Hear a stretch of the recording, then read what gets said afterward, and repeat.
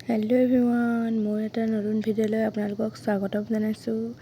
এয়া ঘৰৰ ওচৰৰ বৌদু গৰকীমান আহিলে, ভাবিলোঁ আজি ৰুটিকে খাওঁ। এয়া মাংস পনীৰ বুট দাইলে বনাম বুলি ভাবিলোঁ ৰুটিৰ লগত খাবলৈ। ওচৰৰ এই বৌয়ে এইফালে আলু কাটি আছে, এয়া এইফালে আটা মঠি আছে, এইফালে এগৰাকী বৌয়ে অমিতা আলু কাটি আছে। ভাবিলোঁ বুট দাইলৰ লগত অমিতা আলু গুটিয়ে দিওঁ। সেইফালে মই ভাত বনাই আছোঁ, ৰুটি বেলি আছে বৌহঁতি।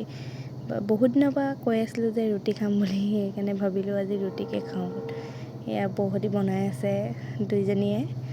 মই এনেই ভিডিঅ'হে কৰি আছোঁ দেই, মই পিছে একো কৰা নাই। তেওঁলোকে ক'লে তুমি একো কৰিব নালাগে, আমিয়ে কৰিম। মই অকল আদা নহৰুহে গুচাই দিলোঁ তেওঁলোকক। এয়া দেখিছে ন, আদা নহৰু গুচাইছোঁ। মানুহজনে ক'লে বোলে মাংস খাওঁ, সেইটো কাৰণে আদা নহৰু গুচাই দিছোঁ। তেওঁ নিজে বনাব মাংস। বৌহঁতি আকৌ আজি বৃহস্পতিবাৰ কাৰণে একো নাখায় যে, সেইটো কাৰণে তেওঁলোকৰ কাৰণে ৰুটি আৰু বুট দাইল আৰু পনীৰে বনোৱা হ'ল।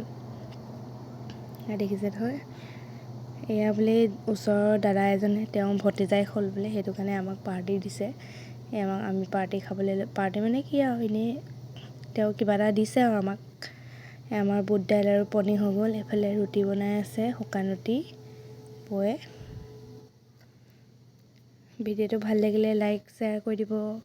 এয়া মোৰ লগৰীকেইজনী, আমি গোটেইকেইজনী এতিয়া বহি আছোঁ, ৰুটি হ'ল আৰু